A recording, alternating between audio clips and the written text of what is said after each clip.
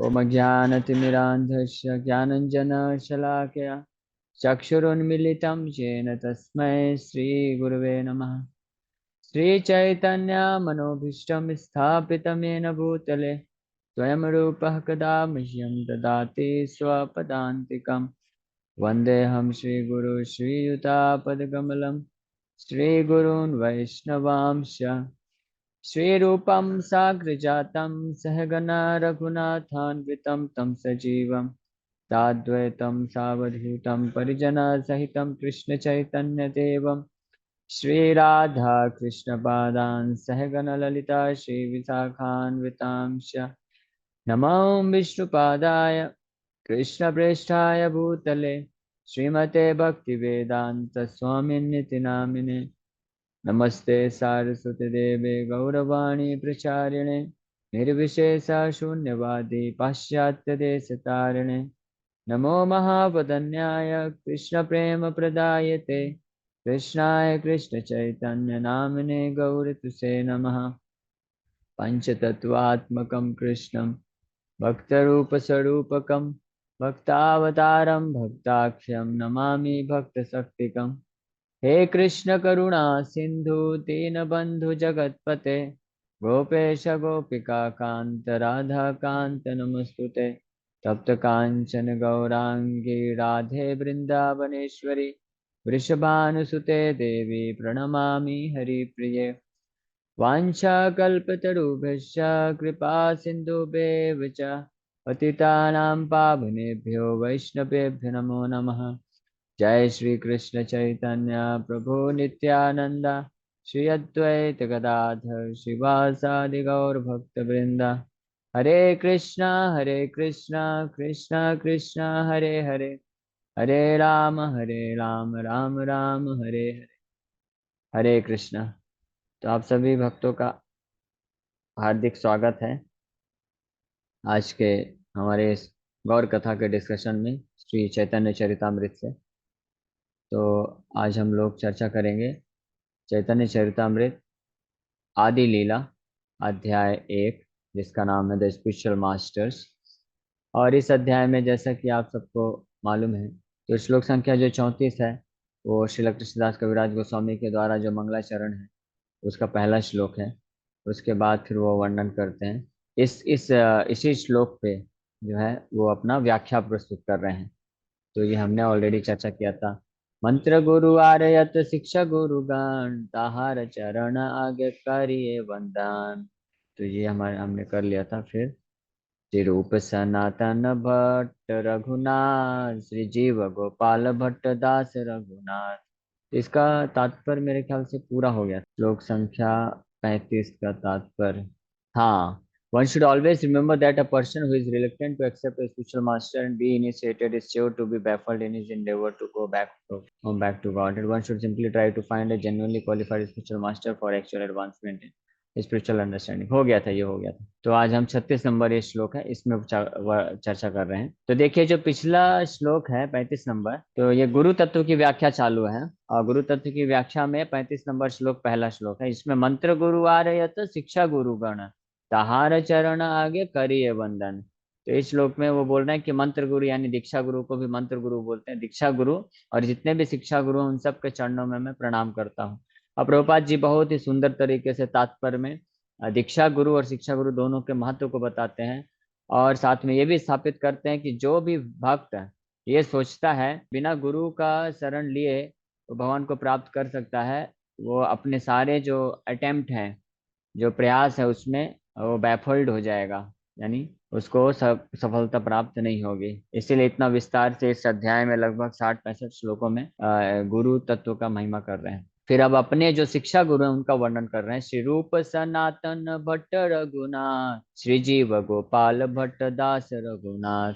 तो बोल रहे हैं my instructing spiritual masters are Shri Rupa Goswami Shri Sanatan Goswami Shri Bhatt Raghunath यानी रघुनाथ भट्ट गोस्वामी श्री जीव गोस्वामी श्री गोपाल भट्ट गोस्वामी एंड श्रीला रघुनाथ दास गोस्वामी। तो ये षड गोस्वामी हैं जो श्री चैतन्य महाप्रभु के बहुत ही अंतरंग पार्षद हैं। तो ये 6 के 6 गोस्वामी जो हैं श्री कृष्णदास कविराज गोस्वामी के शिक्षा गुरु हुए, तो इनको वो प्रणाम कर रहे हैं। इनके बारे में हम लोग जब चैतन्य चरितमृत में आगे बढ़ेंगे तो हम विस्तार से और श्रवण करेंगे, इसलिए यहाँ पे अभी ज्यादा नहीं बताया जा रहा है। लेकिन एक इंटरेस्टिंग चीज है, इनके बारे में बता देते हैं। श्रील गोपाल भट्ट गोस्वामी आप देख रहे हैं यहाँ पे मेंशन कर रहे हैं, श्री रूप सनातन भट्ट रघुनाथ श्री जीव गोपाल भट्ट दास रघुनाथ। तो यहाँ पे जो गोपाल भट्ट गोस्वामी हैं, तो जब श्रीला कृष्णदास कविराज गोस्वामी चैतन्य चरितमृत ग्रंथ लिखने जा रहे थे, मतलब ऐसा आदेश प्राप्त हुआ था।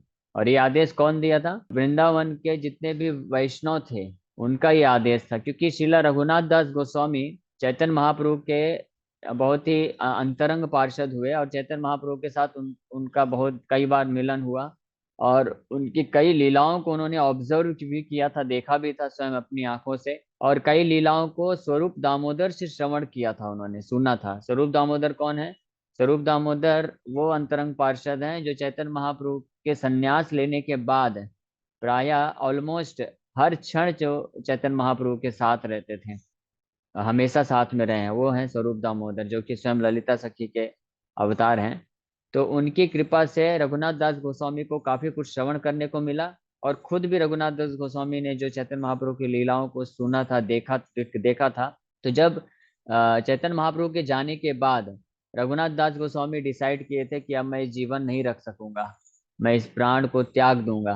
तो सब वृंदावन के जितने भी वैष्णव थे उन्होंने उनसे आग्रह किया था कि अगर आप जीवन त्याग देंगे तो चैतन्य महाप्रभु की इतनी लीलाओं को जो आप जानते हैं, जिनका आपने दर्शन किया है, जिनका आपने श्रवण किया है, तो उनसे पूरा जगत वंचित रह जाएगा। तो आप कैसे शरीर छोड़ सकते हैं? आपको जीवित रहना होगा, और आप जो है हम सबको महाप्रभु की लीलाओं को श्रवण कराइए।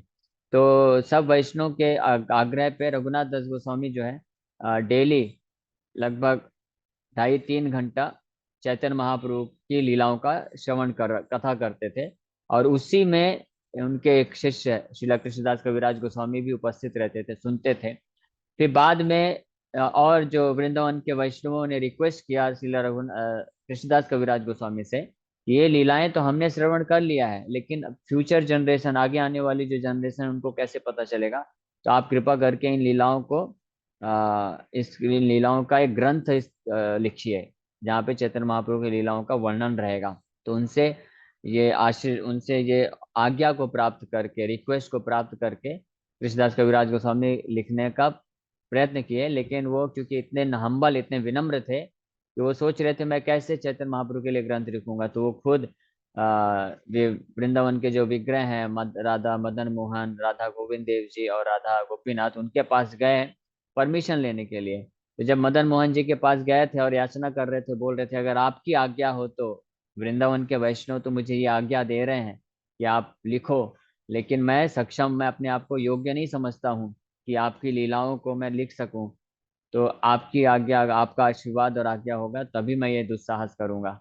तो जैसे उन्होंने ये प्रार्थना किया था, तो मदन मोहन के गले से माला निकल के और उनके गले में, उनके सिर में गिर गया था, जैसे उन्होंने चरण स्पर्श किया था। तो इससे प्रमाणित हो गया, सब वैष्णव लोग हरि बोल जोर से करके समझ गए कि भगवान का ये आदेश प्राप्त हो गया है। फिर इतना पे ही वो रुके नहीं, फिर कृष्णदास कविराज गोस्वामी सठ गोस्वामी के पास, एक एक गोस्वामी के पास जाके आशीर्वाद लेते हैं कि मैं ऐसा ऐसा ग्रंथ प्रारंभ करने जा रहा हूँ, तो आप मुझे आशीर्वाद दीजिए ताकि मैं इसमें सफल हूँ। तो रूप सनातन सब लोग आशीर्वाद देते हैं। जब गोपाल भट्ट गोस्वामी के पास जाते हैं, तो गोपाल भट्ट गोस्वामी इतने विनम्र महान वैष्णव हैं कि वो बोलते हैं कि मैं एक शर्त पे ही आपको परमिशन दे सकता हूँ एक ग्रंथ लिखने के लिए, कि इस ग्रंथ में मेरे नाम का वर्णन नहीं आना चाहिए। यानी आप मेरा कुछ भी इसमें गुणगान नहीं करेंगे, और मेरा जो भी महाप्रभु के साथ लीला है उसमें मेरा आप नाम मेंशन नहीं करेंगे। इसलिए ये विशेष बात है, इसलिए ये विशेष श्लोक है। ये मात्र ये एक श्लोक है, या एक जगह और जहाँ पे चैतन्य महाप्रभु की शाखाओं का वर्णन करते हैं, केवल एक या दो जगह मात्र गोपाल भट्ट गोस्वामी का, कृष्णदास कविराज गोस्वामी केवल वर्णन करते हैं। इसलिए उन्होंने वर्णन नहीं किया, नहीं तो आज्ञा का उल्लंघन हो जाएगा और अपराध लग जाएगा। इसलिए यहाँ पे केवल ये ये सूचित कर रहे हैं कि ये मेरे स्पिरिचुअल मास्टर है, इसलिए गोपाल भट्ट गोस्वामी का नाम यहाँ पे वर्णन कर रहे हैं। और एक जगह जहाँ पे जब चैतन्य महाप्रभु के शाखाओं का डिसिप्लिक सक्सेशन, गुरु शिष्य परंपरा का वर्णन करते हैं, तो वहाँ पे भी गोपाल भट्ट गोस्वामी का नाम थोड़ा वर्णन आता है। तो ऐसे एक दो तीन जगह ही वर्णन है। फिर आगे बोल रहे हैं, यही छह गुरु शिक्षा गुरु ये अमार, सबार पाद पद्म कोटि नमस्कार। वो बोल रहे हैं ये 6 गुरु, ये क्या है, ये शिक्षा गुरु, ये अमार, ये सब मेरे शिक्षा गुरु हैं। और इन सबों के पाद पद्म, मतलब चरण कमल, उनके चरण जो है कमल के समान है। कोटि नमस्कार, कोटि मतलब करोड़ों करोड़ों, मैं नमस्कार प्रणाम करता हूँ, नमस्कार करता हूँ, प्रणाम करता हूँ।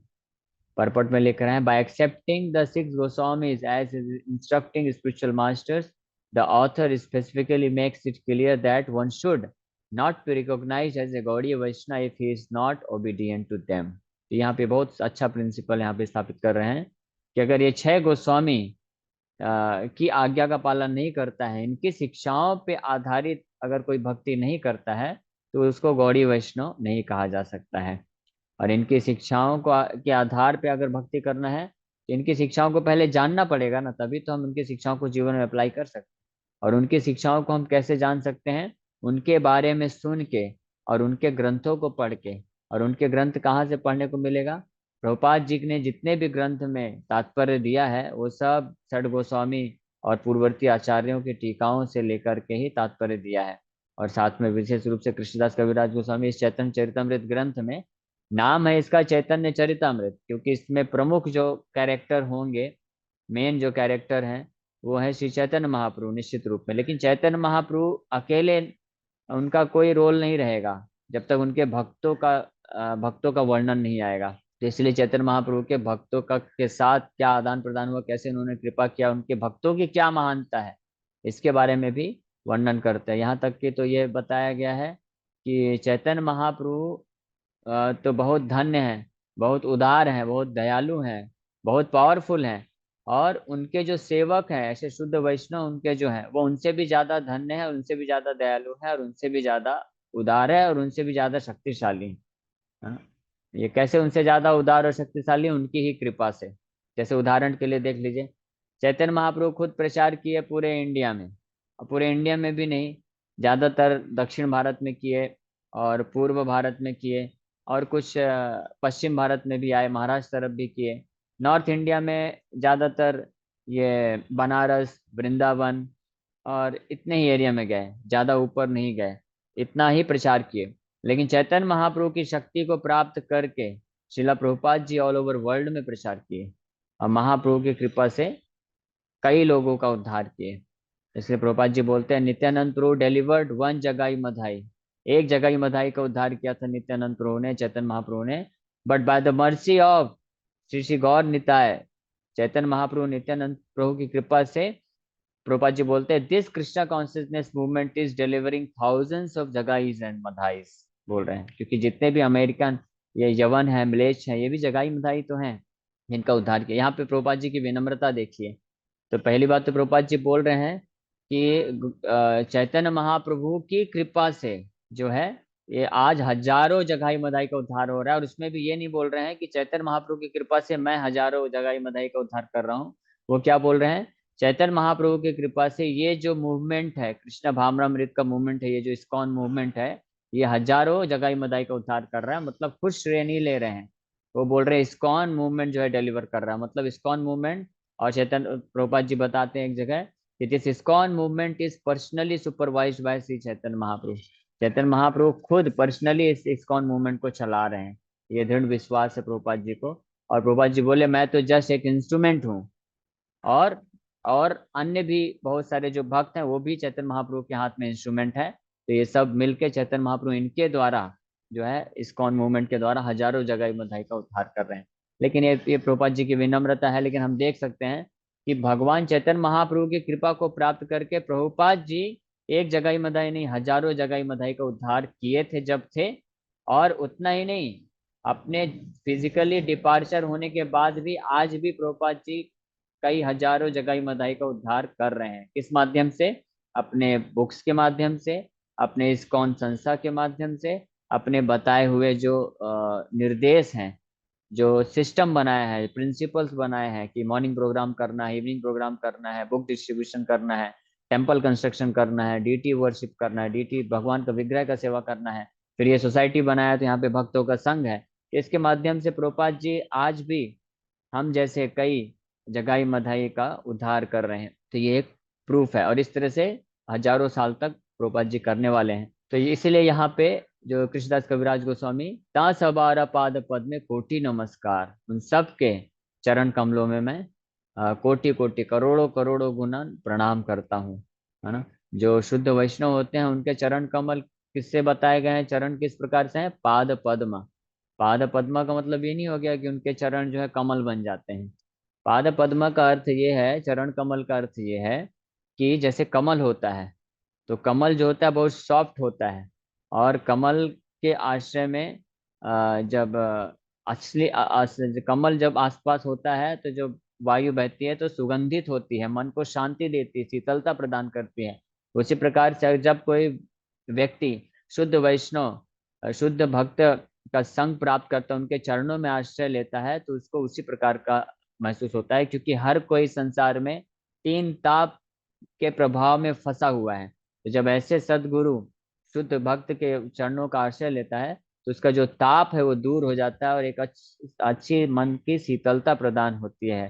ताप त्रयोन उन्मूलनम हो जाता है, इसलिए चरण पाद पद्म के से कंपेयर किया गया है, लोटस फीट बोला जाता है। भगवान के चरण कमल भी लोटस फीट से कंपेयर किया जाता है। फिर आगे बोल रहे हैं, भगवानेर भक्त यत श्रीवास प्रधान तासाबार पाद पद्मे सहस्र प्रणाम। अब देखिए, गुरु को तो प्रणाम कर लिए, छह अपने जो इंस्ट्रक्टिंग शिक्षा गुरु और दीक्षा गुरु दोनों को उन दो श्लोकों में कोटि प्रणाम किए। अब उसके बाद भक्तों की बारी आ रही है। भक्तों को कैसे प्रणाम कर रहे हैं, भगवानेर भक्त यत, यानी भगवान के जितने भी भक्त हैं, जिसमें श्रीवास प्रधान, श्रीवास ठाकुर प्रधान है, सबसे मुख्य भक्त हैं। क्यों? क्योंकि वो नारद मुनि के अवतार हैं, नारद मुनि भक्ति के आचार्य हुए। तासबारा पाद पद में सहस्र प्रणाम, उन सब के चरण कमलों में मैं हजारों हजारों प्रणाम अर्पण करता हूँ। इस तरह से वो बोल रहे हैं, there are innumerable devotees of the Lord of whom Srivas Thakur is the foremost. I offer my respectful obeisances thousands of time unto their lotus feet. Innumerable devotees, Chaitanya Mahaprabhu के कितने भक्त हैं कि उसकी आप गिनती नहीं कर सकते हैं, इतने भक्त हैं। और जितने भी भक्त हैं वो सब में ब्रह्मांड तरित शक्ति धरे जने जने, ऐसा बताया गया है। देवकी नंदन ठाकुर ये लिखते हैं कि ब्रह्मांड तरित शक्ति धरे जने जने। चैतन्य महाप्रभु का जो एक एक शुद्ध भक्त है, एक शुद्ध भक्त पर्याप्त है पूरे ब्रह्मांड को तारने में, पूरे ब्रह्मांड को डिलीवर करने की शक्ति रखता है। हाँ, और ऐसे चैतन्य महाप्रभु के करोड़ों अरबों खरबों शुद्ध भक्त हैं, संख्या में कमी नहीं है। फिर आगे बोल रहे हैं, अद्वैत आचार्य प्रभु रामश अवतार तार पाद पद्म कोटि प्रणति अमार। अब आगे, अद्वैत आचार्य is the Lord's partial incarnation. Therefore, I offer my obeisance millions of times at his lotus feet. Advaitacharya जो है प्रभु के अंश अवतार हैं, यानी पार्शियल इनकारनेशन है। भगवान के अंश अवतार के कैटेगरी में उनको रखा जाता है, क्योंकि वो महाविष्णु के अवतार हैं। और महाविष्णु भगवान कृष्ण के अंश हैं। अंश मतलब विस्तार के विस्तार। भगवान कृष्ण के प्रकाश विग्रह है बलराम, है ना। द्वितीय ताहार द्वितीय प्रकाश श्री बलराम, ऐसा आगे वर्णन आएगा। तो प्रकाश विग्रह होने के नाते बलराम जी कृष्ण से अभिन्न है, सेम ही है, कोई अंतर नहीं है, बस कलर में अंतर है। Krishna is white, Krishna is black Balaram and Balaram is white Krishna. Prabhupada ji समझाने के लिए एक बार ऐसे लेक्चर में बोले थे। बाकी और कोई अंतर नहीं है, केवल कलर में भेद है। तो लेकिन फिर वो बलराम से नारायण संकर्षण आते हैं, फिर उसके बाद महाविष्णु आते हैं, इसलिए महाविष्णु अंश अवतार कहलाते हैं।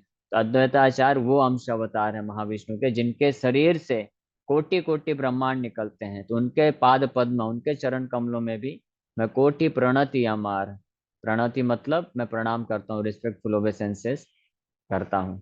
फिर आगे बोले, नित्यानंद राय प्रभुर स्वरूप प्रकाश तार पाद पद्म बंदो यार मुनिदास। अब नित्यानंद प्रभु जो कि बलराम है स्वयं, Nityananda Rai, Lord Nityananda Ram is the plenary manifestation of the Lord and I have been initiated by him. यहाँ पे प्रभुपाद जी लिख रहे हैं कि Krishnadas Kaviraj Goswami have been initiated by him, I therefore offer my respectful obeisances unto his lotus feet. तो इस अनुवाद से यह प्रतीत होता है कि हालांकि इस श्लोक में तो बोल रहे हैं, नित्यानंद राय प्रभुर स्वरूप प्रकाश तार पाद पद्म बंदो यार मुनिदास, तो यार मुई दास, तो यहाँ पे बोल रहे हैं कि जिनका मैं दास हूँ। तो जिनका मैं दास हूँ, तो इस चीज को प्रभुपाद जी ट्रांसलेट कर रहे हैं कि I have been initiated by him, यानी मैंने उनसे दीक्षा प्राप्त किया है। तो अब कोई प्रश्न पूछ सकता है कि नित्यानंद प्रभु ने कृष्णदास कविराज गोस्वामी को कैसे दीक्षा दिया, क्या वो दीक्षा गुरु हैं? तो हाँ, दीक्षा गुरु हैं। भगवान दीक्षा दे सकते हैं पर्सनली किसी को भी आके। ये जब बोला जाता है कि किसी भी भक्त का एक ही दीक्षा गुरु होता है, तो ये सत्य बात है, एक ही दीक्षा गुरु है। लेकिन क्योंकि वो दीक्षा गुरु भगवान का प्रतिनिधि होता है, इसलिए भगवान भी आके डायरेक्टली दीक्षा दे सकते हैं। अगर कोई दूसरा व्यक्ति दीक्षा देगा तो वो केवल भगवान ही हो सकते हैं, क्योंकि भगवान के बिहाफ में ही जो अन्य गुरु हैं, दीक्षा गुरु हैं, वो किसी भक्त को दीक्षा देते हैं। इसलिए वो भक्त भी दीक्षा दे सकता है, फिर भगवान चाहे तो भगवान वापस से आके दीक्षा दे सकते हैं। जैसे हम देखते हैं श्यामानंद ठाकुर, श्यामानंद पंडित, हाँ श्यामानंद पंडित के केस में, तो हृदय चैतन्य के वो शिष्य थे, दीक्षा शिष्य थे, दीक्षा गुरु थे हृदय चैतन्य। तो हृदय चैतन्य ने उनको भेजा था जीव गोस्वामी के पास कि आप जाओ भागवत सिद्धांत को जीव गोस्वामी से सीखो। तो जब वो वृंदावन आए थे, तो एक ऐसा लीला हुआ जिसमें श्रीमती राधा रानी श्यामानंद पंडित को वापस से दीक्षा देती हैं और उनका नाम चेंज कर देती है। उनका नाम, जब हृदय चैतन्य उनको दीक्षा देते हैं, तो उनका नाम रखते हैं दुखी कृष्णदास। एक्चुअली में उनका नाम दुखी था, दुखी नाम रखा गया था।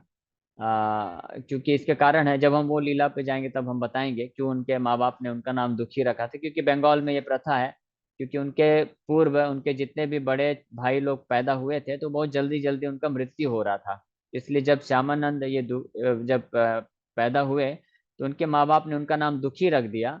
ये ऐसा उनका मानना है बंगाल में कि इस तरह का नाम रख देने से जो यमदूत हैं वो लोग सोचेंगे, दया करेंगे कि अरे ये तो दुखी है पहले से, इसको छोड़ दो। तो ऐसा मान्यता है, तो इस मान्यता के अनुसार उन्होंने उनका नाम बचपन से दुखी रख दिया।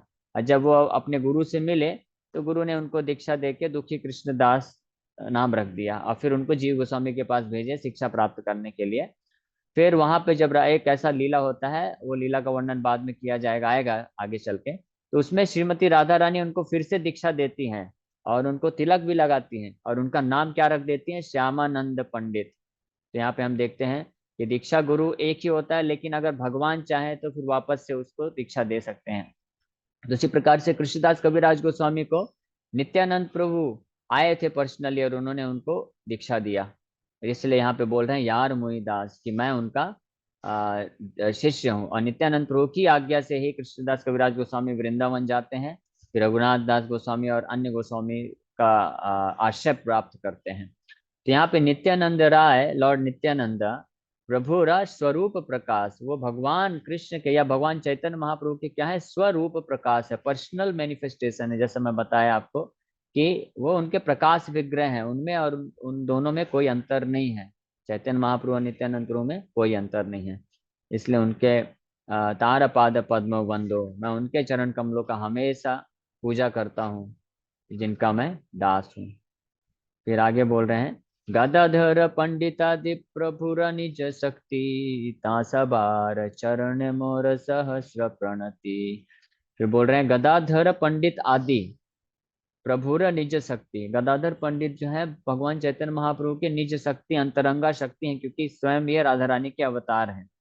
तासबारा, गदाधर पंडित आदि का मतलब है गदाधर तो राधा रानी के अवतार हुए, और उनके अलावा स्वरूप दामोदर और जगदानंद पंडित, ये भी जो है भगवान की निज शक्ति, अंतरंगा शक्ति हैं। कोई सत्यभामा का अवतार है, कोई ललिता सखी के, कोई विशाखा सखी के अवतार हैं। तो उन सबको मैं जो है तासबार चरणी मोर सहस्र प्रणति, उन सब के चरण कमलों में मैं सहस्र, हजारों हजारों बार प्रणाम करता हूँ। फिर बोल रहे हैं अब ये श्लोक में, श्री कृष्ण चैतन्य प्रभु स्वयं भगवान, ताहर पदार विंद अनंत प्रणाम। तो श्री कृष्ण चैतन्य प्रभु स्वयं भगवान, बाकी सब कौन है, कोई अंश अवतार है, कोई प्रकाश विग्रह है, कोई निज शक्ति है, कोई भक्त है और कोई गुरु है। ये पंच तत्व के बारे में पहले बताए। अब ये जो छठे हैं कौन, श्री कृष्ण चैतन्य प्रभु, ये कौन है, ये किसी के अवतार नहीं है, अंश नहीं है, कला नहीं है, प्रकाश नहीं है। ये कौन है, यहाँ पे लिख रहे हैं स्वयं भगवान है। स्वयं भगवान बहुत महत्वपूर्ण शब्द है, ये भागवत में भी आता है, एते चांस कला पुंसा कृष्णस्तु भगवान स्वयं। तो कृष्ण को भी भगवान स्वयं बताया गया है भागवत में। उसी प्रकार से श्री कृष्ण चैतन्य महाप्रभु भी स्वयं भगवान है। ये अवतार नहीं है, ये अंश भी नहीं है, ये महाविष्णु विष्णु भी नहीं है, ये स्वयं भगवान है। भगवान विष्णु या भगवान नारायण या यहाँ तक कि भगवान बलराम को भी स्वयं भगवान नहीं बोला जाता है, लेकिन केवल केवल कृष्ण को स्वयं भगवान बोला जाता है। और उसी प्रकार से श्री कृष्ण चैतन्य महाप्रभु को भी स्वयं भगवान के रूप में बोल रहे हैं। और तहार पदार विंदे, उनके चरण कमलों में, तहार मतलब उनके चरण कमलों में अनंत प्रणाम, करोड़ों करोड़ों तो छोड़िए, इननुमरेबल, अनंत, कोई गिनती नहीं है, इतने मैं प्रणाम करता हूँ। Lord Shri Krishna Chaitanya Mahaprabhu is the personality of God himself, and therefore I offer innumerable prostrations at his lotus feet. Prostrations का मतलब होता है कि मैं पूरा दंडवत प्रणाम करता हूँ उनके चरण कमलों में पूरी तरह से। तो ये श्री चैतन्य महाप्रभु स्वयं कृष्ण है, जो पूरे सृष्टि के मूल स्रोत हैं, जो मूल स्रोत है, जिनसे सब कुछ प्रकट होता है। भगवान के सारे भौतिक सृष्टि, आध्यात्मिक सृष्टि, जीव तत्व, शक्ति तत्व, ये सब तो छोड़िए, भगवान के जितने भी अवतार हैं, जितने भी विष्णु हैं, जितने भी संकर्षण, नारायण, बलराम, राम, नरसिंह, वराह, सब श्री कृष्ण चैतन्य महाप्रभु के द्वारा ऐसे ही प्रकट होते हैं। इसलिए यहाँ पे बोल रहे हैं श्री कृष्ण चैतन्य प्रभु स्वयं भगवान है। और फिर ये छह लोगों को अलग अलग प्रणाम किए। अब आखिरी में ये आखिरी श्लोक लेंगे, फिर उसके बाद हम लोग क्वेश्चन आंसर लेंगे। अब यहाँ पे बोल रहे हैं, सावरण प्रभु रे करिया नमस्कार, ए छे ते हो ए छे करिए विचार। Having offered obeisances unto the Lord and all his associates, I shall now try to explain these six diversities in one. हाँ, देयर आर, हाँ इसका मतलब बता देता हूँ। ये बोल रहे हैं कि अब इन छह लोगों को मैंने जो प्रणाम किया है अभी तक, और इनके एसोसिएट्स को, यानी भगवान को और उनके जो एसोसिएट्स हैं, अलग अलग रूप में हैं, कोई शक्ति तत्व है, कोई भक्त है, कोई गुरु है, कोई बलदेव है, बलराम है, कोई अवतार है, इन सबको मैंने प्रणाम किया अलग अलग। अब मैं इनके बारे में, इनकी डाइवर्सिटीज, इनके बारे में और विस्तार से एक एक करके बताऊंगा। So there are many unalloyed devotees of the Supreme Personality of Godhead, all of whom are considered associates surrounding the Lord. Krishna should be worshipped with his devotees. The diverse principles are therefore the eternal paraphernalia through which the absolute truth can be approached. तो ये बहुत महत्वपूर्ण चीज है। प्रभुपाद जी बता रहे हैं कि जितनी भी डाइवर्सिटीज है, विविधता है, भगवत तत्व ब्रह्म एक है, लेकिन उनमें ये विविधता है। उस भगवत तत्व स्वयं भगवान के कोई भक्त होते हैं, कोई गुरु के रूप में होते हैं, कोई उनके शक्ति होते हैं, कोई उनके अवतार होते हैं, कोई उनका प्रकाश विग्रह होता है। ये अलग अलग तत्व को जान के उनके माध्यम से ही हम भगवान को प्राप्त कर सकते हैं, उनका पूजा कर सकते हैं। ठीक है, तो आज हम लोग ये 43 नंबर श्लोक तक कंप्लीट किए। Thank you very much. Hare Krishna. किसी भक्त का कोई प्रश्न है तो पूछ सकते हैं। हरे कृष्णा।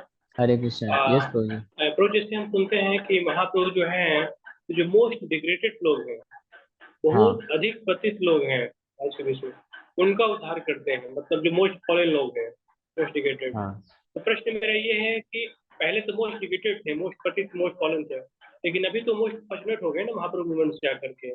तो हमको एज ए डिवोटी तो उनको फॉलो नहीं देखना चाहिए कि पहले इन्होंने किसी को बैकग्राउंड में इनका ऐसा था, अभी तो फ्रंट में बहुत अच्छे devotee, pure devotee, at least pure devotion के पास में तो आ गए, हाँ तो भक्ति के सही बात पथ में है। तो आ गए। तो अब सही वो बात एज है। ए डिवोटी किस रूप देखना चाहिए, क्या समझना चाहिए, भले कोई बिगिनर हो या कि मध्यम अधिकारी हो, जो भी हो, तो क्या हाँ हाँ, समझना समझ चाहिए। गया आपका मैं प्रश्न।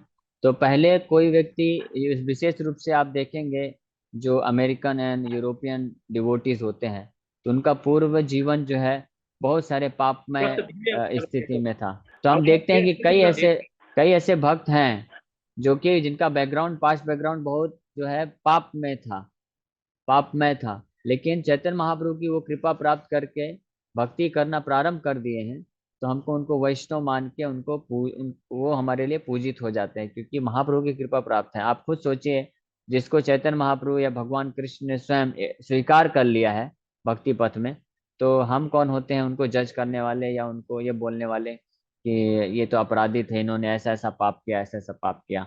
वो सारे पाप सब एक झटके में महाप्रभु खत्म कर देते हैं। जैसे जब जगाई मदाई का उद्धार किए थे महाप्रभु, तो इस शर्त पे किए थे कि अगर आप मैं जैसा बोलूंगा आप पालन करेंगे तो मैं आपको सारे पापों से मुक्त कर दूंगा। तो वो लोग एग्री कर दिए, सरेंडर कर दिए। तो महाप्रभु ने उनको ऑन द स्पॉट दीक्षा दिया। और चैतन्य महाप्रभु उस वक्त पूरा शरीर उनका काला हो गया। तो भक्त लोग अद्वैताचार्य पूछे, अरे आप तो गौर सुंदर से अभी श्याम सुंदर बन गए, ऐसा कैसे? तो बोले कि जैसे इन्होंने मेरे को सरेंडर किया, समर्पण किया, मैंने इनको स्वीकार किया, इमीडिएटली इनके सारे पाप को मैं अपने ऊपर ले लिया हूँ। फिर कुछ समय बाद पश्चात वापस से नॉर्मल हो गए। तो ये शिक्षा है हमारे लिए कि इसलिए किसी भी वैष्णव का जिसने समर्पण कर दिया है भगवान को, उसका भूतकाल नहीं देखना चाहिए, उसका वर्तमान में वो भक्ति कर रहा है उसी को अप्रिशिएट करना चाहिए। हरे कृष्ण। यस अनिकेत, वो आपका प्रश्न है। अच्छा प्रभु, कला जैसे बोलते हैं ना, शिक्षा गुरु और दीक्षा गुरु में कोई ये नहीं है, तो अपना मेरे को ये बोलना था कि अपने गुरु का जैसे आपने बोला था वाणी सेवा, तो इंस्ट्रक्शंस तो हाँ, बहुत सारे, तो पॉसिबल तो है नहीं कि हर एक इंस्ट्रक्शंस को फॉलो करें। लाइक इंस्ट्रक्शंस तो हर दिन ओके ओके, उनका हाँ रहता है समझ कोई ना गया। कोई। हाँ तो कुछ मैं समझ गया। तो जो गुरु होते हैं उनके कुछ सामान्य निर्देश होते हैं, सामान्य जनरल इंस्ट्रक्शंस होते हैं विच आर फॉर एवरीवन, उसको कोई छोड़ नहीं सकता है। और कुछ स्पेसिफिक इंस्ट्रक्शन होते हैं किसी एक पर्टिकुलर डिसाइपल के लिए। तो जो जनरल इंस्ट्रक्शंस हैं वो हम सबको पालन करना है। जैसे प्रभुपाद जी के जनरल इंस्ट्रक्शंस क्या है कि कम से कम 16 माला का जप करिए, 4 नियम का पालन करिए, भक्तों के संग में रहिए, मंदिर आइए, और आपका जितना यथाशक्ति आप भगवान का सेवा करने का प्रयास करिए। और जो ग्रंथ है, भगवत गीता है, भागवतम है, इनको पढ़िए और इनका वितरण करिए, इनका प्रचार करिए। ये जो है सामान्य इंस्ट्रक्शंस हैं। ये इंस्ट्रक्शन हर भक्त को पालन करना है। इसमें कोई संशय नहीं है, इसमें कुछ सोचना नहीं है, इसमें कोई अलग से आदेश प्राप्त करने का आवश्यकता भी नहीं है। आप में से कोई भी भक्त गीता लेके सड़क में जा सकता है या किसी भी अपने दोस्त को बोल सकता है ये लीजिए भगवत गीता पढ़िए। आप में से कोई भी भक्त प्रभुपाद जी का कोई भी बुक लेके पढ़ सकता है। आप में से कोई भी भक्त 16 माला से ऊपर जप कर सकता है, 4 नियम का पालन कर सकता है, किसी भी इस्कॉन मंदिर में जाके भगवान का विग्रह का आरती का सेवा कर सकता है, दर्शन कर सकता है। इसमें पूछने की आवश्यकता नहीं। लेकिन कुछ स्पेसिफिक इंस्ट्रक्शंस होते हैं, जब गुरु देखते हैं कि हाँ ये बहुत सीरियस है, तो उसको फिर किस प्रकार से उसके स्वभाव के अनुसार उसको भगवान की सेवा में और अच्छे तरीके से कैसे नियुक्त किया जाए, तो उसको कुछ स्पेसिफिक इंस्ट्रक्शन देते हैं कि हाँ आप इस जगह में जाके ये सेवा करो। तो वो स्पेसिफिक होता है।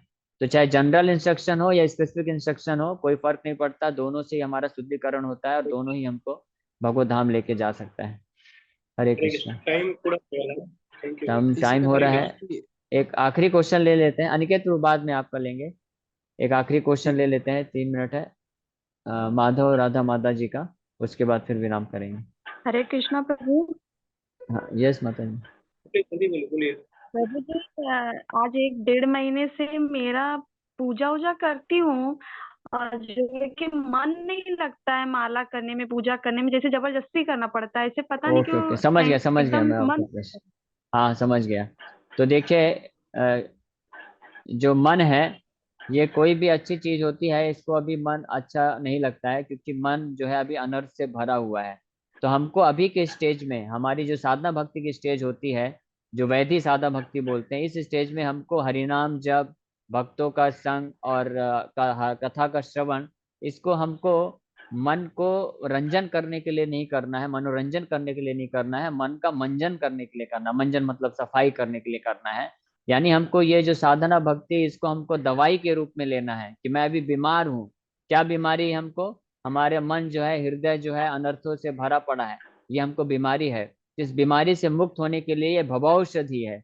ये औषधि के रूप में, मेडिसिन के रूप में लेना है। जिस प्रकार से कोई व्यक्ति बीमार होता है तो उसको मेडिसिन खाना अच्छा नहीं लगता है, लेकिन फिर भी वो खाता है नियमित रूप से ताकि स्वस्थ हो सके। तो उसी प्रकार से अगर मन नहीं भी लगता है तो हमको भगवान के नाम का जप और ये कथा श्रवण करना चाहिए, ये समझ के कि हमारे लिए दिव्य औषधि है जो हमको मुक्त करेगी।